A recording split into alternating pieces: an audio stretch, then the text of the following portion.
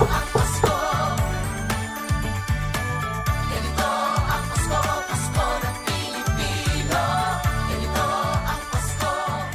may bahay ang aming bati. O ha, mga kapuso, dito sa may bahay, hatid namin ang exclusive na pasilip sa mga holiday paandar ng ilang kapuso star.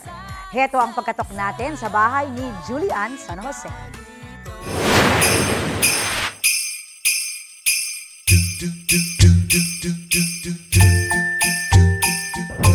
Christmas is just around the corner. Kitang-kita na yan sa pagningning ng mga bahay at gusali dahil sa mga Christmas lights at decor.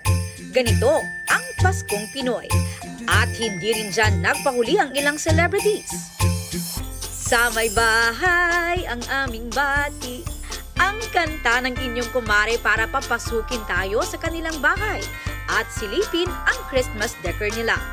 Si Asia's Limitless star Julian San Jose ipinasilip sa inyong kumare ang kanilang all-white Christmas tree.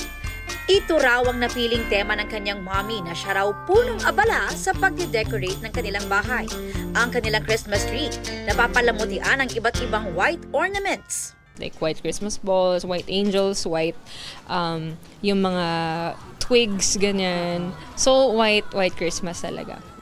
Malamig nga raw sa mata tingnan ng kulay puti, lalo na pag nailawan na ng kumukuti-kutitap na Christmas lights. Taon-taon daw ay iba-iba ang theme ng kanilang Christmas decors. We want something different talaga every year. Even yung mga Christmas decors namin sa bahay, may mga bunnies, mga ganon. Little Santa Claus, may mga owls, ganon.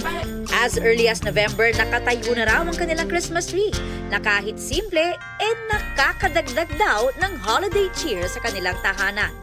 We want lang talaga simple. Ganon. Tapos baka next year, I don't know, baka iba naman, baka makulay naman, di ba? Mga mare at pare, abangan ang bahay na aming susunod na sisilipin ngayong papalapit na Pasko.